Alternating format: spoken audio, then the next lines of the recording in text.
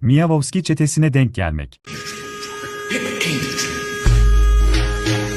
Sarı Saruhan.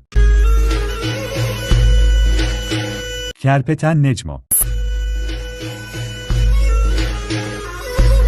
Siyah Kurt Bedo.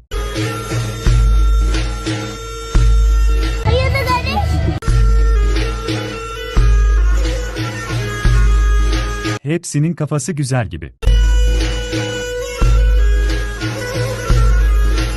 Beyaz olan Naz Ziya sanırım.